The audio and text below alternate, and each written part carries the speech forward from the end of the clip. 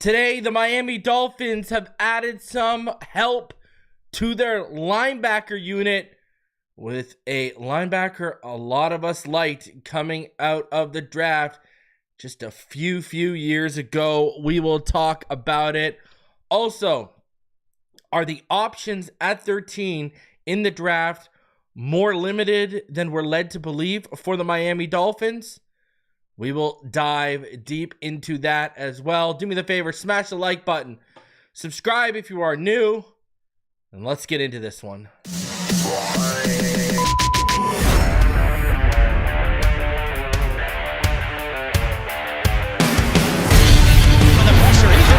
Loses the football. Touchdown! Got it! You have got to be kidding me. Jalen Waddle has a Dolphin touchdown. And he will score! Field down the near side, man open. Touchdown!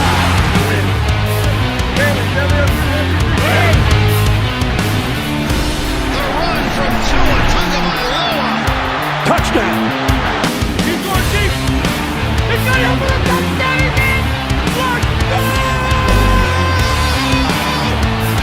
trying to make up for it. Fires to the end zone. Touchdown! Beautiful day to be a Dolphin fan. Let's go!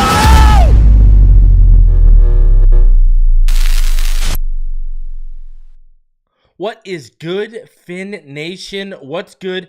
It's your boy Reason, and we are back here for another one. Appreciate each and every one of you for coming through and showing some love on this happy hump day, as the Miami Dolphins have made a move to their linebacker unit.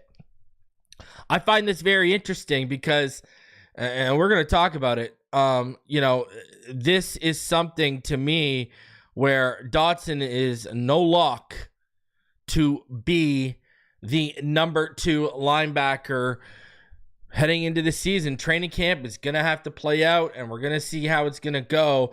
But we will get into all of that in just a little bit. Now, let's talk about what's going on. I got a few things. First of all, listen. All of these people who are just overreacting. I mean, I'm going to be honest with you. And I'm sorry, if the shoe fits, I'm going to be honest with you, wear it. Like, really, wear it. What kind of losers complain about Tua Tagovailoa going out on his free time to Palm Tree Club? Like, I'm just going to be real. And I'll say this for any player. Even if Tyreek Hill. I mean, Tyreek Hill should be working with jug machines. But if you think I saw a video of Tyreek Hill at Palm Tree Club, the worst thought you get is, oh, well, maybe he's going to have another kid by the end of the night. Other than that, and even still, I don't care. That's his prerogative. That's his life. I don't give an shit what he does with it. Like, the fact that people actually care that Tua Tagovailoa is out there getting like bottle service, like partying on the weekend. Like, I'm gonna go touch some effing grass. Like, what are you, a loser? Like, you don't have your own personal life? So what? When you have a bad week at work, you're not allowed to go out and unwind? You had a bad year at work, you're not allowed to go out all year? Like, the standard these people hold them to, you yourselves better be freaking angels, and you yourselves better be the best ever at whatever job you have and whatever position you hold in the workforce. You better be the best ever at that, to be passing that kind of judgment about someone going out for the weekend. It's absolutely, and it's not just Dov. I've seen people in the Dolphins community before Dov Kleiman posted it saying stuff about this. Like, I'm just going to be honest with you. Like, what are we here? What are you doing here? This is some, like, loser mentality. This is worse than pocket watching another man's bank account. Like, it impacts you, or you're the one who paid for it, or it's your checkbook. It is crazy. I mean, and it's like March. We're like in the middle of March. Are we talking about, like, is this August? Is this July in the middle of training camp or the middle of the preseason? Like, it's the most ridiculous thing I've ever seen. And the fact that people are even trying to make an issue out of it, you people need to get your head on, and you need some help. You need to get some friends. That's what you need to do. You need to get off social media. You need to get out and do something with your life, because if your life is so sad that you're sitting there worrying about what another athlete is doing in the middle of March at Palm Tree Club, then you got issues with your that are deeper than just being a loser. I don't know. And for those of you who are wondering what video I'm talking about, the video in question that I'm talking about is this one, where it came out, and it's just, Tua number one. Like, this is what people are like losing it over. The man doesn't even have a drink in his hand. The man doesn't even have a drink in his hand, and these people out here are rage baiting for clicks and are actually passing judgment. The guy doesn't even have a drink in his hand. Like, it's not like we're seeing this guy, someone's pouring 3 bottles of Grey Goose down his throat and he's going, like, we're not even seeing that.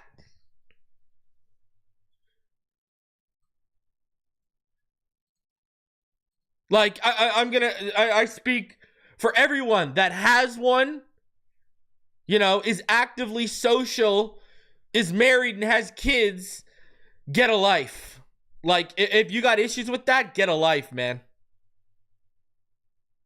And we've seen him bust his ass every offseason. He's still obviously figuring out his body, right? 2023, he stayed healthy when he's a bit bigger. And that's what's crazy. Yeah, and that's another thing. Like, look at these same people who are judging this video are the same one who were calling him fat, who were calling him chubby, who were calling him overweight in 2023. Then he stays healthy, leads the league in passing yards. 2024, he sheds some of that weight, gets leaner so he can be a little bit more mobile. And then now those same people who are making fun of him and calling him those derogatory things are the same ones asking him to gain weight again. You figure this one out. So, this is the type of mindset of people we're dealing with. The lower scale of, IQ grades here. 2 plus 2 is 5 to a lot of these people. So, and this is all they talk about. I haven't talked about, when was the last time I really actually talked about Tua on this channel? They're bigger Tua-neers than the people they claim are Tua-neers. They talk about Tua more than the people that they claim are all about Tua. So, don't put me in that category, because I've been saying since that man went down, I wanted Jackson Dart in Miami. So, now, the problem was, I thought we could land Jackson Dart at 48. Now, the problem is, you're not spending that high of a pick on a Jackson Dart. I wouldn't spend it on. The only quarterback I would take in the first round is Cam Ward. That's it. And Cam Ward ain't sliding to 13. Now, this is why I say, I'll take Kyle McCord at 116. I'll take Kyle McCord in the 5th round. I'll take Kyle McCord, because he does a lot of the things that help this offense run so smoothly, with the anticipation, the timing throws, staying firm in the pocket, accuracy on the short to intermediate level. And I think Kyle McCord could come in and actually, I'm not going to lie to you. Yeah, the traits are obviously better with Zach Wilson, but we're talking about playing the position, quarterbacking from the pocket. I wouldn't put it past Kyle McCord to push Zach Wilson for that number 2 spot. I really wouldn't. Now, politics, as usual, would probably come into the play in the fact that they guaranteed $6 million to Zach Wilson. And all it would do is you'd have to force Kyle McCord, you know, to take probably a roster spot because he'd be so highly sought after. But, you know, even if he unseated, you know, even if you draft someone in the 4th or 5th round and they come in and they, like Tyler Show, let's say you draft a Kyle McCord, let's say another guy like Seth Hennigan, you take him later on, you take a flyer on him maybe later on, and they come in and legitimately push Zach Wilson and show intrigue from year one that like, yo, maybe we should give him there. They wouldn't give him this quarterback 2 range because of the politics of that contract that Zach Wilson got. Like, we all know how this works, especially in Miami. We all know how this works in this country club atmosphere. You know, Brady Cook is even intriguing. You know, I won't put that past him. You know,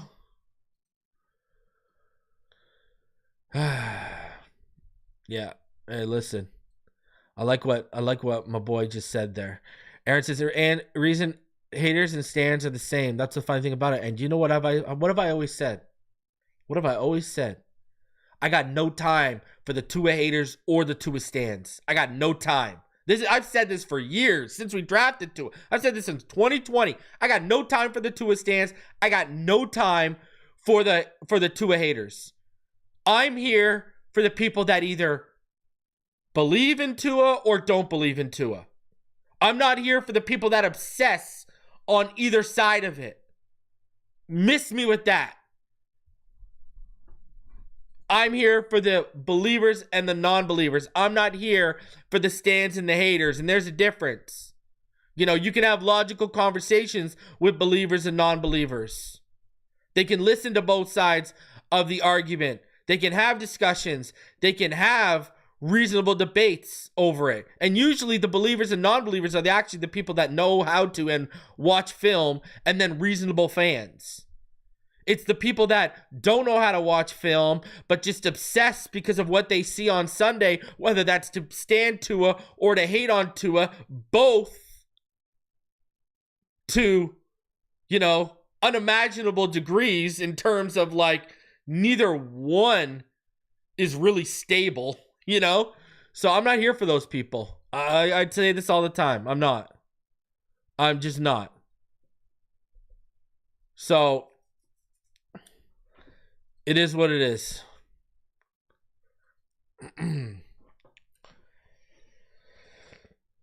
Let me get that out. I had to address that because it's crazy. Now, let's talk about another Alabama quarterback, Jalen Milroe, today, huh? Now, I know the unofficial times at his pro day were like 4.37, but hand times coming in from teams at Alabama's pro day are more in the 4.4, 4.45 range. I mean, we're talking about a 216-pound quarterback moving like that. Like, there were some people who ranged it from 4.48 to 4.51, but for the most part, it does seem like teams were in the mid 4.4s. So, you know, 4.44, 4.45, that is crazy. That is absolutely crazy, man. And I'm going to say this. Yo, push him up. Push Jalen into the top 10. Let's go.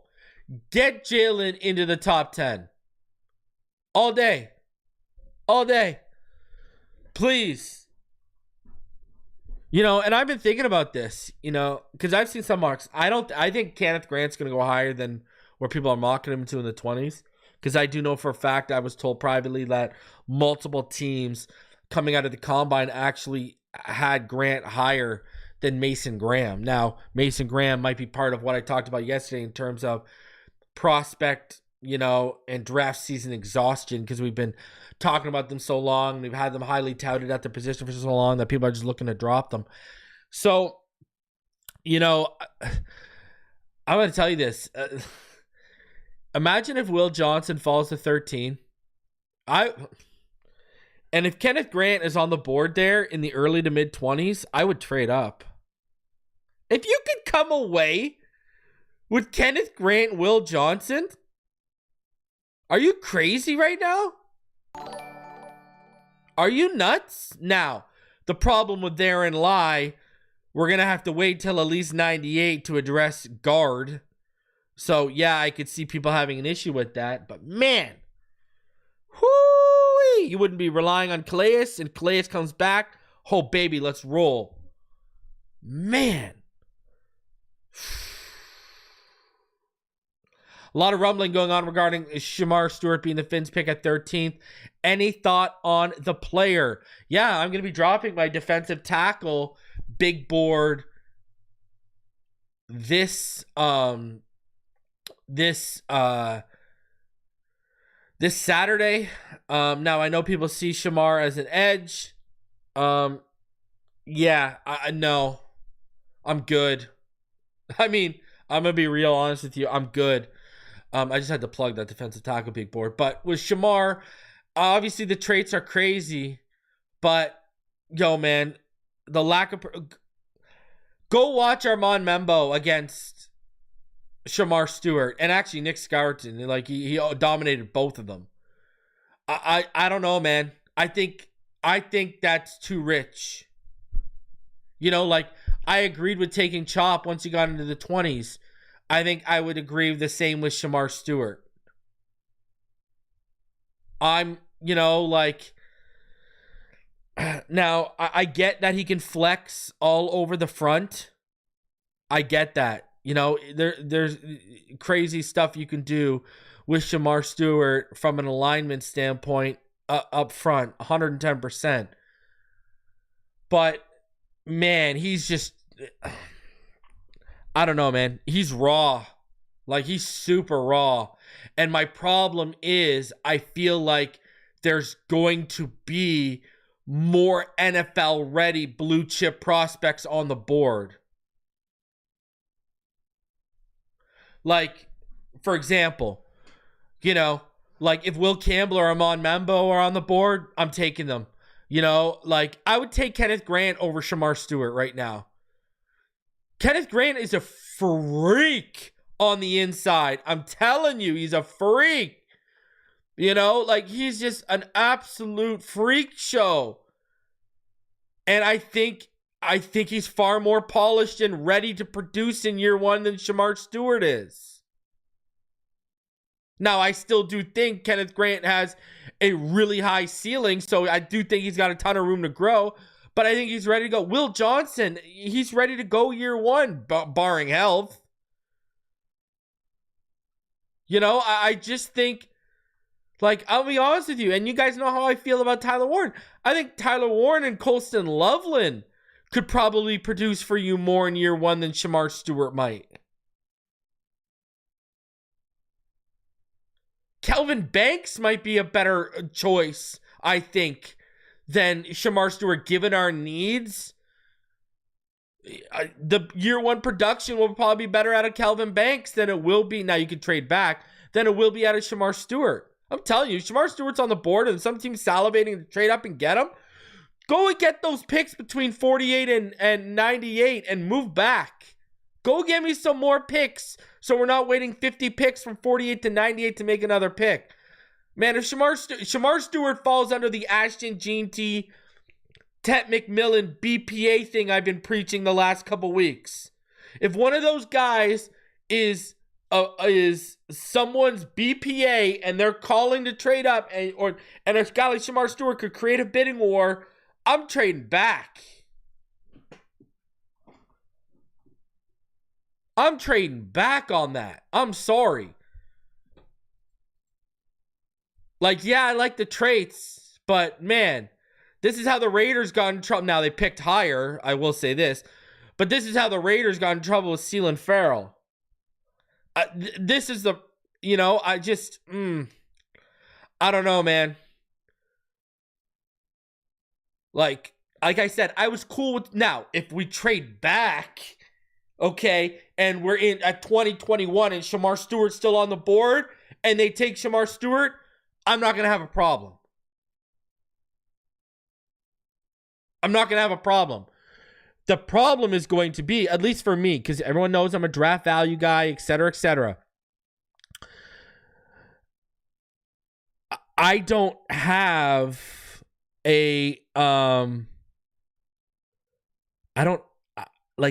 don't see a first round grade with him. I don't. I just don't. I would like, I don't have a first round grade on him. So, no. That's a no for me. Like, I'm going to tell you this. I like the prospect of sitting at 48 and having a shot, potentially a Walter Nolan dropping, or moving up from 48 into the 30s and trying to get a Walter Nolan than Shemar Stewart. So, that's where I'm at with it. So, guys, there's over 440 of you in the room. Smash that like button. Let's go. Get those likes up. If you'd like to donate to the channel, paypal.me/Phinside NFL. You'll see it scroll along the bottom. If you want to become a Patreon or channel member, just had a Patreon and channel member update drop just a few days ago. Go check that out. Talking about free agency rumblings I heard, as well as some combine stuff that I heard. Listen, let's get into this. The Miami Dolphins, they made a move today. And I know, and we're going to talk about it, I know people who want a Jihad Campbell, they're just giving themselves options. That's all they're doing. Free agent linebacker Willie Gay Jr. is signing with the Miami Dolphins on a 1-year deal. Honestly, I love this deal. I'm a fan. I really liked Willie Gay in that 2020 draft. The Chiefs ended up drafting him. I know a lot of people were high on this kid coming out of Mississippi State, 163rd overall. He's won 2 Super Bowls. You've got that. You've got that experience. You've got that leadership. So, I'm a fan of this player. I think he was a really good athlete coming out. He's a really solid tackler. I'm a fan of this, and it puts a little pressure on a guy like Terrell Dodson. Man, here's the fact of the matter. Listen, the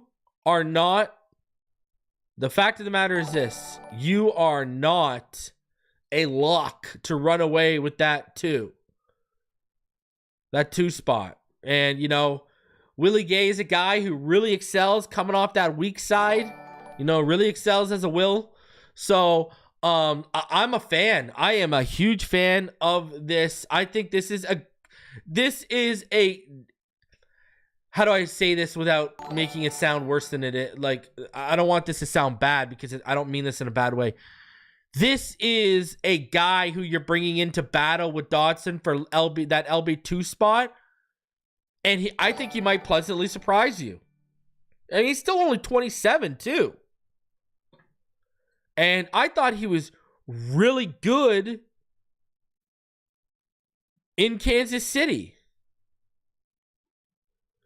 I really did. But like, the problem in Kansas City was the talent they had. That was, that was the issue. I mean, look at the talent they had at linebacker. Right? Nick Bolton, Leo Chanel, right? And Drew Tranquill, right? His last year there. It was Leo Chanel, Nick Bolton, Drew Tranquill, and Willie Gay. They were the quad group over there. They were the rotators. But man, I'm a fan of this move. I really honestly am. I mean, like I said, he can play on that weak side. You can move him up. You can, I mean, if you want to, you can rush the passer with him. I mean, he does have, 7 sacks in his career. He had 2 last year. His career high was 2.5 in 2022 with the Chiefs. I think this is a good player, man. I think this is a really, really good player. And the other thing, too, is if you need him to, he can contribute on special teams. He contributed on special teams in New Orleans last year. He contributed on special teams as a rookie and as a sophomore. I like this pick. I like this signing. I don't think it's going to cost much. I think this is a sneaky, low budget signing with, potential upside.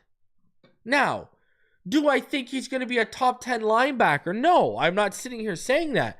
But I think he can be a good contributor. I really honestly do. So,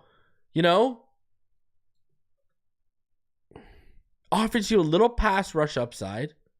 He's a pretty good run defender, I'd say. Now, the issue that is going to lie into Willie Gay and the problem why he never really took over a starting role is in coverage. He does leave a little to be desired in terms of coverage. Now, his first 3 years, he had more interceptions in coverage than he did touchdowns allowed, but the last 2 years, that's flipped, right? He's at a 3-to-1 touchdown to interception ratio over the last 2 years, whereas in the first 3 years, he allowed 2 touchdowns and had 3 picks. So, and the last 2 years, his NFL passer rating when targeted in his area has ballooned. Another thing I would say too, where the development, I remember coming out of Mississippi State, he was a really good tackler. The tackling hasn't been as clean as we liked it to be coming out of Mississippi State. I will add that as well. But, he offers you, like, when I say a little bit, I mean a little bit of a pass rush upside. I think he is a good run defender. He's going to get his nose in there. So, listen, I'm a fan of this. Again, if you haven't figured it out yet, I have really high faith in Anthony Weaver. I'm a big fan of Anthony Weaver. If McDaniel were to get canned in the middle of the season, give that guy the interim job and let's see what he can do. I'm a big fan of Anthony Weaver. I'm a big believer in Anthony Weaver and his ability to get the best out of players, whether they're rookies or guys who've been in the league for a few years. And I do think Anthony Weaver can get the most out of Willie Gay. And I think, like what Spags had him doing in KC, I think he could get back to that level. So I do think that's why I like this signing too. I know what he was what he meant in terms of part of that rotation in Kansas City. Yeah, he had a little bit of a down year with the Saints, but I think he's going to get better coaching here with Weaver, similar to what he got in KC. And I think we're going to see him get back to his old self and continue to get better here. And it's just a matter of how long will Anthony Weaver be here, right? Shout out to Penn Astridge. She went ahead and donated 5 Phinside The NFL memberships. Appreciate you, Penn, for always helping grow the Phinside fam. Also to Philip Morrow. He donated 1 as well and gifted it to a member. I appreciate all of you for growing this community, the best community out here. Craig Bryant, the lasering, what is this? Trey Spiker, Mike Wright, Robert Thomason, Dylan Chapman, and Milton Guerrero. Shout out to all of you for being gifted memberships from the Phinside fam.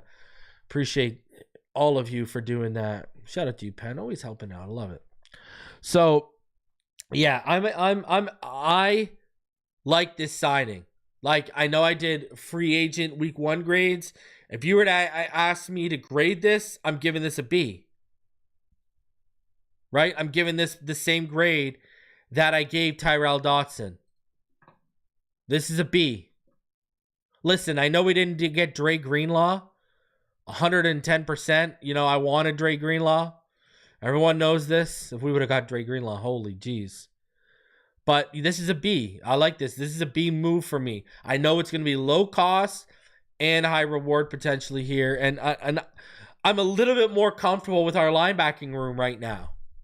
Like, I'm a little bit more comfortable with now. I really am. Honestly, I'm going to say this. I like this better than where it was last year. even though they didn't get my guy Dre Greenlaw. But Jordan Brooks, Tyrell Dotson, KJ Britt, Willie Gay Jr., that's a good rotation. That's a good rotation. So I think that rotation, I'm not going to lie to you. I think that rotation is better than what we had last year on defense with David Long Jr., Jordan Brooks, Anthony Walker Jr., and Duke Riley. So, Jordan Brooks, stud. Tyrell Dotson already proved he was a better fit last year than David Long. That's an upgrade. I think KJ Britt's an upgrade over Anthony Walker. And I think Willie Gay's a massive upgrade over Duke Riley. And I don't know whether I'm going to drop the video on Friday or not, because I'm going to be doing my defensive tackle big board on Saturday, or I'm going to combine them. But I see what they're up to. I see what they're trying to do. So, listen. I think you got in a player, like, everyone's going to call, like, yeah, okay, Willie Gay. I guess he had a down year in New Orleans, right? He only played 277 snaps when this guy was averaging the last 2 years, 698 snaps, 737 snaps, series snap intake. And last year, obviously, he didn't play nearly as many. But he still found a way for a guy who only played 277 snaps. And let's be real here. All right.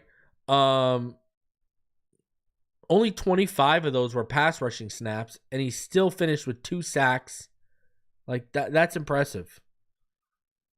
That's impressive. So we'll see what he brings here, but I like this signing. Put me on board as a guy who gives us a B. I really do.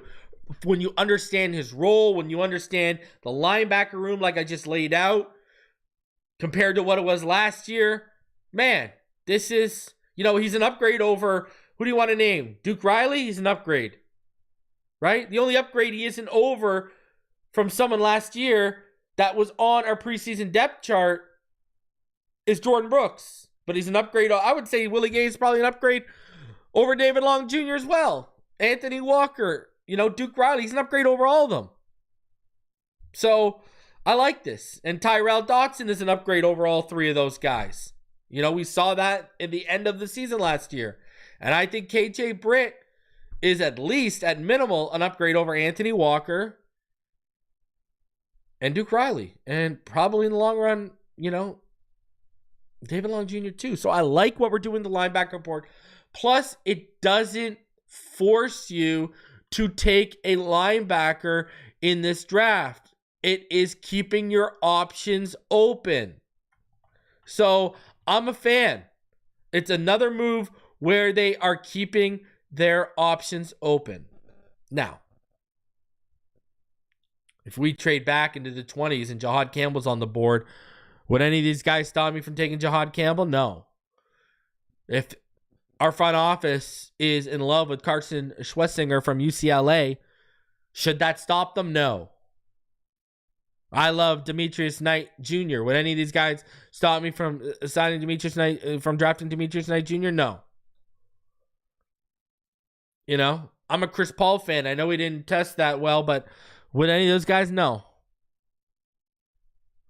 So, yeah. Even I really like Jay Higgins out of Iowa. So, but yeah, you get my point. So, I like it. I like it a lot. And I think there's upside to this move. I really do. In that rotation, I like our rotation right now. Man, we have upgraded the rotation. Now, can we find a running partner for Zach Seiler? I know they're waiting on Calais Campbell, but why do you think I keep going back to what I've been hearing for months about their privately about their adoration for Kenneth Grant. Telling you, we'll talk about it more. Don't worry, it's coming soon. I don't know if we'll do it tomorrow. Maybe we'll do it tomorrow with Neil. I don't know. Or maybe we do it on Friday. I don't know. I got to talk about this and get this theory out there for y'all to understand where I've been going with all of this. So, because I am going somewhere with all this. Yeah, Will Johnson's had some injuries recently, but man, go watch the film, brother. Go watch the film. Will Johnson has the upside to be the best corner in this class. Like, you might look back on this class and say, that guy was the best. I mean, you got upside to be best player and best corner in this class. That man, you want a legitimate lockdown option, baby? Will Johnson is the answer. And listen, buddy, if you've been watching me for the last couple months, if you've been watching me since what, November? Where at least every show with Neil, I've been pitching to Neil, man, imagine if Will Johnson falls to 13. Then he didn't try out at the combine. And then he's not testing at his pro day. And the fall is starting. Man, I don't even know if he'll get past San Fran, who let Javarius Ward walk, let alone get past us.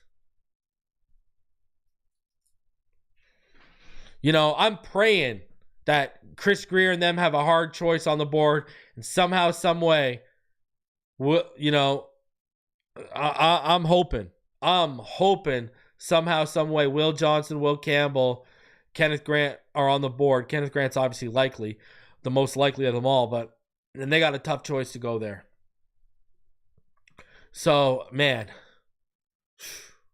Yeah, I think the labrum surgery with Jahad Campbell will probably make him slip into the 20s. He's not getting out of the first round, though. Jahad Campbell's not getting out of the first round. Not with that testing, not with that film. No, I do not think we will get Asante Samuel Jr. because I think the cost will be too high. I think Asante Samuel is legitimately asking, he's got to be asking for $12+ million a year.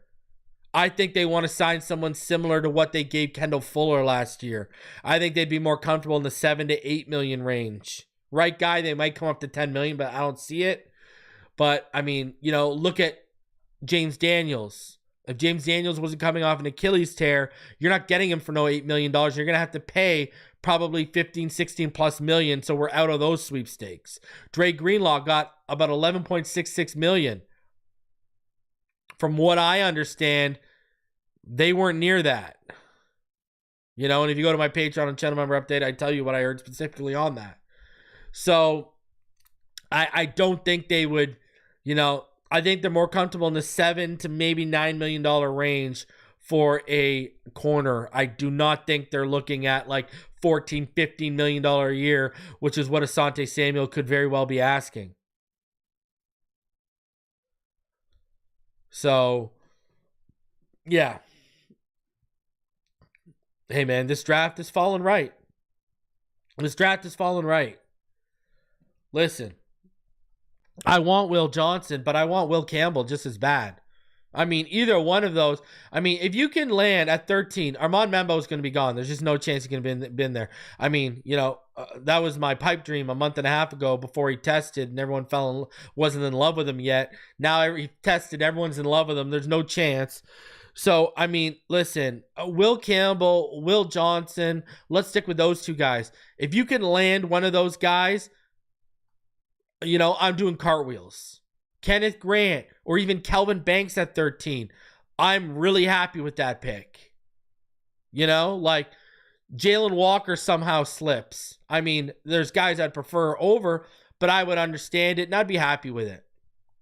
You know, Malachi Starks, I would be happy with it. You know, I would understand it, but I don't think they're going to take Malachi at 13. I think, you know, Will Johnson, Kenneth Grant, one of those top 3 tackles with Will Campbell, Armand Membo, and Kelvin Banks are probably the top 3 options. And then that's when you fall in. Now, if I've said this, I know they really like Mykel Williams and Jalen Walker.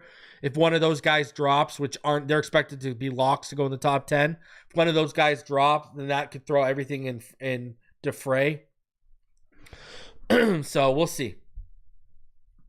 We will see. But Yeah, let's go. Yeah, I don't think Carolina's going wide receiver at 8. I think Carolina is probably going defense at 8 for sure. Over 500 of you in the room, smash that like button. Subscribe if you are new. You know, hey, Will Campbell. You can't go wrong. Let me ask you this, Ian Baller. So we're seeing the same thing. Let me get your thoughts. You're a Texas fan.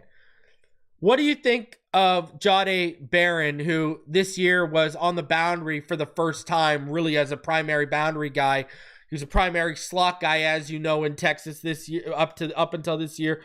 What are your thoughts on him at 13? I know he tested really well, and I know people in the NFL are higher on him than, you know, the media and such. I think 13 is too rich. I want to know what you think. I want to hear a Texas Longhorns fan on this. I want to hear what you got to say about that, EM. Let me hear what you got to say about that. So, yeah, but, you know, I think this, you know, hey, listen, you got to respect it. They continue to give themselves options and leave themselves open to multiple pathways at 13 and 48. Let's just talk 13. Let's talk 48 too. Who is the guard I'm aiming for at 48? Jonas Savannah, baby. You know, I want a guy who can move in this. You know, I'd be down for a Tate Ratledge. If Zabel's on the board, I'd be down for that. You know, I'm totally down for, you know, there's definite options for sure. Donovan Jackson's a guy, if he's still around, I'd be down for. Hey, man, shout out to Robert Thomason. Today is my 30th wedding anniversary. My God, listen, brother. You know, I'm about to hit 10 years this year in August, and I say the same thing. But congratulations to you, man. That is quite a milestone. EM says, I think pick 13 is a tiny rich and Barron, but we need CB, and I think Barron could play both outside and inside. It's a very good CB, and I'd be okay with him at 13 if Will Johnson is taken. There you go. Yeah, I think he's one of those guys you could, like, twist my arm into being okay with it. But initially, I would be like, oh, that's just too rich. Trade back and try and get him. You know, that would be my initial, Now, that said, you know, the guy is my corner 3. So, you know, after Hunter and Will Johnson. So, I get it. Hey, Jim, if I could get back into the 20s and I could get an extra second or third and like the beginning of the 20s or like anyway, 18 to 21 would be ideal. 18 to 22, that's okay. I'm not trying to go back to 25, 26, you know? So. Now, Willie Gay is a Miami Dolphin. Gotta love it. Gotta love it. Let's go over this article from Barry Jackson. He had a chance to talk to Mel Kiper, and he had some interesting things in this article. And, you know, it's being laid out that maybe the options are not as vast as we might be led to believe for the Dolphins, which I've been trying to tell y'all guys, like, it's pretty evident what it's going to be in terms of corner, a tackle who can play guard, you know, a running mate for Zach Seiler, with the sleeper being like an edge player. You know, that's why I had Jalen Walker in there. So, anyways, let's get into this. This is what Barry Jackson had to say. Dolphins might not have as many options as it seems, Kiper explains. So, some Dolphins flavored notes from Mel Kiper's ESPN Zoom session with reporters on Tuesday. Kiper projects Miami to select Will Campbell at 13. And he said, noted it will give the team a replacement if Terron Armstead retires, which is a strong possibility. Kiper says Miami should be focused on finding Armstead's heir apparent. So should the Dolphins feel comfortable projecting Patrick Paul to be their starting left tackle after drafting him in the second round? Kiper said possibly, which is less than a ringing endorsement, but you've got to protect Tua, and they've got to have guys provide that fortress for him. Chris Grier has not been available to discuss whether Miami will hand Paul the left tackle job if Armstead retires. Drew Rosenhaus, who's plugged in, continues to mention left tackle as Miami's top one or two needs during his weekly TV appearance on WSVN. Paul graded out very poorly in a limited sample size last season, according to PFF. Kiper said Campbell can play tackle or guard, but arm length is a concern. His arms measured 32 and 5/8 inches at the combine, which isn't ideal for an offensive tackle, Kiper said. Campbell's below average arm length is the reason he's there at 13. We talked him going forward in New England. He couldn't get to 33 inches with arm length. Most prefer 34 or higher. Is that an issue? Some guys have arm length and don't use it. Some utilize it properly. Some offensive line coaches will say it's not as big deal as it is. Some will say it's a huge deal. There are varying opinions on arm length, but most of the top left tackles have arm length of 34 plus. He would have to be an outlier, but plenty of tackles start their careers at guard. Campbell's great footwork points to a successful career despite the length limitations, and he's a really high-end athlete. Kiper downplayed the possibility of Miami picking three other offensive linemen who have been linked to the Dolphins in mock drafts. In the case of Missouri tackle guard Armand Membo, he will be gone by 13. He's red hot. Would be very surprising if he's there at 13. He's a plug-and-play guy. So there you go. Kiper saying, I think there's a real chance he goes to the Patriots at 4. In the case of Kelvin Banks, as he did not have the year I expected him to have and had the injury late, Kiper has a late first-round grade. Quote, he's one of those borderline guys. He's got talent. Thought he could be a top 10 pick late in August. Now we're talking about late first round. And then the case of Tyler Booker, quote, he didn't run well at the combine. You're getting that telephone booth guard. He will blow you off the ball and be a guy who can be a force to be reckoned with at guard for the right scheme. I thought he could be mid-first. I pushed him out of the first. He could play in the early second round. That 40 time hurt him a little bit. I'm telling you guys, I played the clip yesterday of Tyler Booker. It trust me, it hurt. It hurt. Like I got to say this. It like I'm telling you. And guys like McDaniel and what we ask guards to do, they're looking at him like, yeah, I don't know. So that hurt him hard. Now, with Kelvin Banks, he's reiterating what I've already been telling you guys for the last while. 13's a little rich. I think you can trade back and still get him. Now, in terms of the arm length, I get it. I really do. Rashawn Slater at least had 33-inch arms, right, when he tested. Not 32 and 5/8, and that was the last guy where everyone was like, so I get the arm length issue. I do think, though, he's just so good that a team's going to see what they have in him at tackle before they make that full commitment to him at guard. And I think he offers you flexibility. And look at what Kiper said. He said what I've been telling you guys. A few things. Number one, Patrick Paul should not hold you back from drafting a better player. That's number one, I told you guys. And I stand by that. Number two, are we not going back to what I've been talking about the last few weeks about this philosophical mismatch going on that offensive line? We're going right back to, no wonder Patrick Paul graded out poorly and the tape wasn't great. Because you look at the athleticism, you look at the foot speed, you look at the movement skills. And just start there. So, the size, obviously, in leverage battles is going to be an issue for his career. He's got to have perfect technique and be perfect fundamentally because leverage battles, due to his size, are just going to be tough. So I found that very, very interesting that even he said Patrick Paul wouldn't, and it's what I've been telling y'all. Now,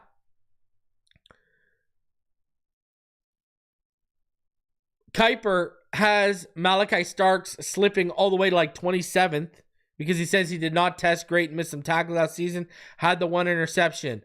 But we had the question about Shemar Stewart earlier.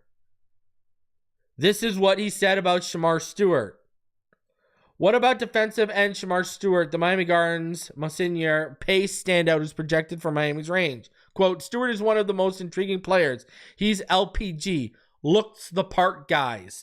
To run the way he did, 10-11 broad jump, but, quote, he had 1 forced fumble in 3 years, no sacks last 7 games each of the last 3 years, 1.5 sacks each of the last 3 years. You expect a lot more from someone of that talent. Production doesn't match the talent yet. I think Kelvin Banks is more NFL ready, and I said he's 13 might be a little too rich for him. So what am I going to say about Shemar Stewart? He's far more raw. 13, though I'm down with that when you get into the 20s. You can sell me on that when you get into the 20s.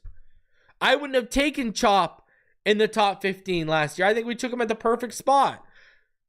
If you could get a Shemar Stewart in the early 20s like we did with Chop, you would not hear a peep from me. But with Cam Ward probably going number 1 overall and Shedeur and Jackson Dart potentially going in the top 10, you're going to have some blue chip talent pushed down that you can either move up just a couple spots for or will fall in your lap at 13. So, no, I'm not taking a raw, unpolished, crazy alien athlete. It's just too rich for me. So, and I agree with what's said in the comment section by EM. Malachi may not have tested well and may not have a Raz that blows you away, but I'll take it even deeper than what EM Baller just said in the chat. Go look at what, and I said this yesterday and the day before, go look at what Malachi did in the drills. This guy was in 96th and 97th and 95th percentiles for how he was moving on in the drills. So, as I've said, the last couple times safety has come up. Yeah, Nick Manowari is the crazy athlete with crazy upside. But right now, Malachi Starks is the better football player. So, and I think Malachi Starks is becoming part of that NFL draft exhaustion. He's been such a lock as the top safety that they were just looking to displace him. Same with Mason Graham. Same with Tet McMillan, etc., etc. You see where I'm going with this? And I say Tet McMillan because Hunter's a wide receiver / corner, so he's a unique situation. So, yeah, I don't know. Now, I do think, by the way, I think Cam Ward's going number 1. I don't think the Titans are playing around. I think Cam Ward's going number 1 for sure. 110%. Now, I know Zach Wilson was quoted as, he talked about joining the Dolphins for the first time in an interview with Travis Wingfield. And, he just said it was a great fit with McDaniel and Bevel and, the type of offense and what he's going to be able to learn from these guys can be a better match. And the Dolphins are going to get someone who's willing to work and be his best self and let it fly. And he even talked about looking back on his tenure with the Jets. He said, there are things I wish I could have done so much better and maybe approached differently. So maybe he's grown from a work ethic standpoint. I don't know. But yeah, it's going to be a great fit when they guarantee you $6 million and make you one of the top paid backups in the NFL. Obviously anyone's going to say that. So listen, yeah, I agree with you. Same with Will Johnson. He's hit some of that draft exhaustion too. I mean, that's a top 10 lock, bro. That's at worst, a top 8 player in this draft. So I don't know. It's crazy to me. So, which makes me wonder how much of this is smoke. Listen, I'm going to tell you this, I said this, what was it, yesterday?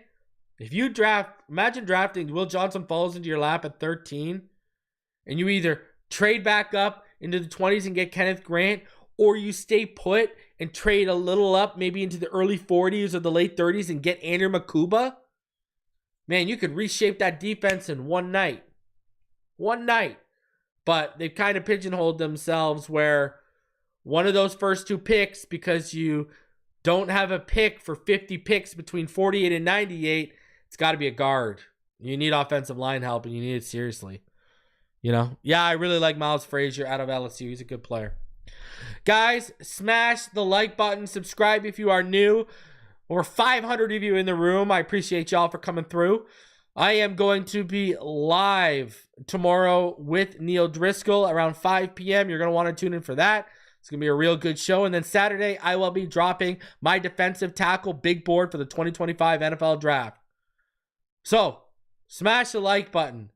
Subscribe if you are new. We are on our way to 20K, where I will be giving away 5 prizes. So, smash that like button. See you on the next one. Fins up.